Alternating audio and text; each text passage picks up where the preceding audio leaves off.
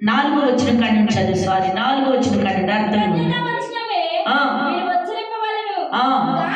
కానీ మీరు బూతులైనను, పోకిరి మాటలైనను, సరస్వతులైనను మీరు ఉచ్చరింపకూడదు. దేవుని స్తోత్రం.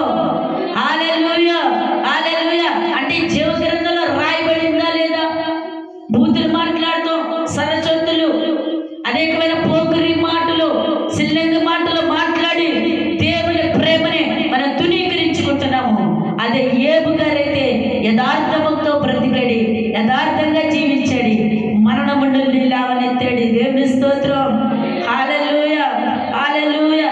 ఆయన నమ్మదగిన దేవుడు అండి. ఆయన ఆరాధించినట్లయితే, ఆయన ఆశ్రయించినట్లయితే నీ బ్రతుకులోకి నా దేవుడు అడుగు పెట్టుదురు కాక. కింద చదువుతాను తొట్టలుగా.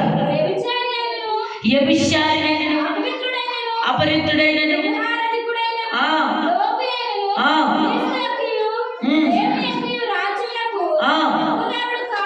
అగ్గుదారుడు కాడని. దేవుని స్తోత్రం. బూతులైన, సరస్వతులైన, వ్యభిచారమైన, ఇంకా విగ్రహారాధనైన, ఇటువంటివన్నీ కూడా నీ లోపల ఉంటే దేవుని సొత్తుగా నువ్వు అంగీకరించబడవు, నువ్వు అగ్గుదారుడు కావు అని ప్రభు సెలవిస్తున్నాడు. హల్లెలూయా. నిజమే. చాలా మంది కూడా బాప్తిసం తీసుకుని ఈ నోటితో ఉచ్చరింపబడటం లేదా? అబద్ధాలు, బూతులు, పోకిరి మాటలు. మళ్ళా ఆదివారం వస్తే పాటలాడే, ప్రార్థనదే, వాక్యమారదే. కానీ ప్రభు అంటున్నాడు, ఆయన సన్నిధానంలో నువ్వు నిలవలేవు. దేవుని స్తోత్రం. నీ క్రియను బట్టి నీకు జీతం ఇవ్వబోతున్నాడు, నీ తలంతు బట్టి నీకు జీతం ఇవ్వబోతున్నాడు, నీ ఆలోచన బట్టి నీకు జీతం ఇవ్వబోతున్నాడు. నువ్వు యథార్థంగా నిలబడితే రాజ్య మార్గములో నా ప్రభు నిన్ను నిలబెట్టుదురుగా. ఆశ్చర్యమైన కార్యములు నీ ఎదుట నా ప్రభు జరిగించుదురుగా. ఓక కందని కార్యం చేయగలవాడు.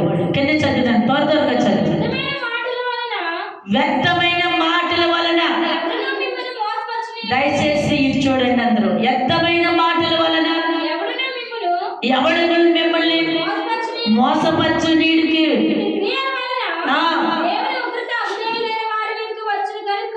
ఇటు క్రియల వలన దేవుని ఉగ్రత.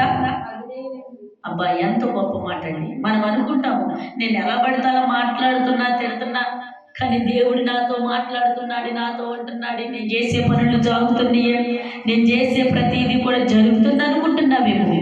ఉగ్రత, ఉపద్రవం ఎటు నుండి వచ్చిందో కూడా నీకు తెలీదు. దేవుని స్తోత్రం. హల్లెలూయా. అందుకని దీపం ఉండగానే ఇల్లు సక్క పెట్టుకోవాలి, ప్రాణం ఉండగానే నా యేసయ్యని ఆరాధించాలి. హల్లెలూయా, హల్లెలూయా.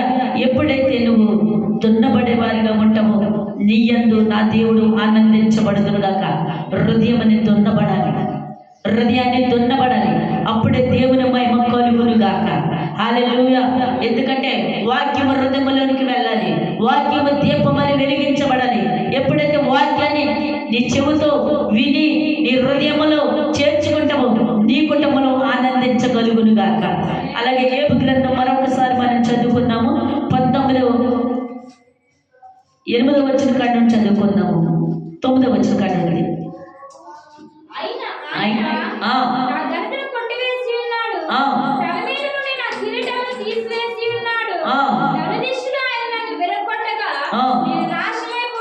దేవుని స్తోత్రం. ఆయన మాటలు వినటానికి మనం చిత్తపడి కలుగుండాలి. హల్లెలూయా. ఎందుకంటే ప్రియ సహోదరి సోదరా, దేవుని మాట శ్రద్ధగా వినినప్పుడే ఆయన వాక్యం మన హృదయంలోనికి దూసుకు వెళ్తూ ఉంటుంది. మన ఆలోచనలు ఎక్కడెక్కడో పెట్టి ఎక్కడే ముందు ఎక్కడెలా ఉందో అలా తలంతులు కలుగుంటే ఈ వాక్యం మన హృదయంలోనికి వెళ్ళదు. దేవుని స్తోత్రం. హల్లెలూయా, హల్లెలూయా. ఆయన నిలబెట్టుకున్నవాడు, నమ్మదగిన వాడు. కాబట్టి మరలా రేపటి దిన నీ మాట నువ్వు వినలేవు ప్రియ సహోదరి సోదరా. పరిశుద్ధాత్మ దేవుడు నీతో నాతో మాట్లాడుచున్న మాట మరొకసారి ఏబు గ్రంథంలోనికి 17వ అధ్యాయం చూద్దాము.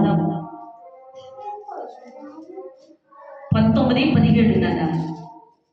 నా ఊపిరి నా భార్యకు అసహ్యము, నేను కనిన కుమారులకు నా వాసన అసహ్యము. చిన్నపిల్లలు సమాధానం తృణీకరించెదరు. నేను లేచిన చూచిన యెడల గాలులు నా మీద దూషణలు పలికెదరు. దేవుని స్తోత్రం. నా భార్యకు కూడా నా మరణం అంటే చాలా అసహ్యం. దేవుని స్తోత్రం. పిల్లలు కూడా నన్ను హింసిస్తున్నారు, బాధిస్తున్నారు, అయినా ప్రభువా నీ కృప నా మీద ఉంచు అని అడుగుతున్నాడు ఏబు గారు. దేవుని స్తోత్రం. ఈరోజు ఎవరండి అంత దీన మనసు కలిగి అడిగేది? ఎవరండి యేసయ్య మీద ఆనుకుని ఉండేది? ఈరోజు పరిశుద్ధాత్మ దేవుని మీద నువ్వు ఆధారపడి ఉన్నట్లయితే నీ కార్యములన్నీ సఫలపరచగలుగునుగా, నీ ఇబ్బందులన్నీ తొలగిపోవును గాక. యథార్థముతో నీ నిలబడినట్లయితే నా దేవుడు నీ కళ్ళ ఎదుటే ఊహించని కార్యాలు జరిగించుదును గాక. హల్లెలూయా. ఒకడు నువ్వు బలహీనతతో ఉన్నావా, కృంగిపోతున్నావా, ఈరోజు ప్రార్థన చేయి. ప్రభువా నా బలహీనతను విడిపించు, నా పరిస్థితిని తొలగించు.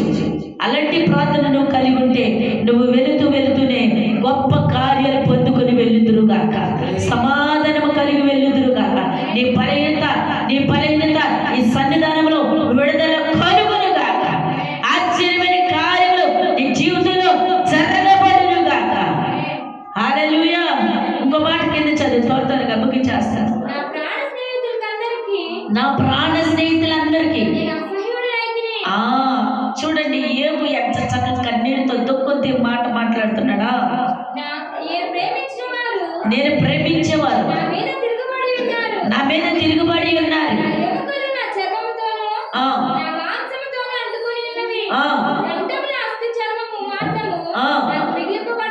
దేవుని స్తోత్రం. ఎంత దుఃఖంతో మాట్లాడుతున్నాడండి ఏబు గారు. నా ఎముకలు నా చర్మానికి అంటుకుని ఉన్నాయి. హల్లెలూయా. ప్రియ సహోదరి సహోదరుడా, అంత దేని స్థితిలో ఉన్నా, అంత మరణంలోనికి అంచులోనికి వెళ్ళినా నా దేవుడు సజీవులుగా లేపాడండి. దేవుని స్తోత్రం. హల్లెలూయా. విశ్వాసం కావాలి. ఏబి ఎంత బలహీనుడైనా, ఎంత కృంగిపోయినా యథార్థత విడుదల పెట్టలేదు కాబట్టి ఏబుతో నా ప్రభు మాట్లాడాడండి. నాకు చాలా ఇష్టం ఏబు గ్రంథంలో ఒక మాట ఉన్నదే, దయచేసి చదవద్దులే, అది మనకి తెలిసినదే. మరి 2వ అధ్యాయం మొదట్లో ఒక మాట ఏమన్నాడంటే, ఏబులంటే యథార్థవంతుడు ఈ ప్రపంచం మీదే లేడు అని ఉంటుంది. నిజంగా ఏబులంటే యథార్థవంతుడు లేడండి. మన ఉదయకాలం సాయంత్రం వరకు అబద్ధములు, పోకరి మాటలు, సరస్వతులు, ఎన్నో మాటలు ఉజ్జరింపబడతాం కాబట్టి దేవుడు ఇచ్చే బహుమానాన్ని మనం పొందుకోలేకపోతున్నాము. హల్లెలూయా. హల్లెలూయా. యథార్థముతో నిలబడి ఆయన ఎదుట మోకరిల్లి ప్రార్థన చేసి ఆయన ఇచ్చే బహుమానం మనం పొందుకుందురుగాక. ఆయన ఇచ్చే కృప మనం పొందుకుందురుగాక. ఎందుకంటే ఆయన ఇచ్చే తప్పుక మనకెన్నటికీ కూడా దాహం అనేది ఇదండి. ఆయన నుండి ఆ కృప మనమందరం కూడా జీవజల ఓటలో పొందుకుందురుగాక. ఈ కొద్ది మాటలు నా ప్రభు ఆశీర్వదించి దీవించబడుదురుగాక. ప్రార్థన చేసుకుందాం. తలలో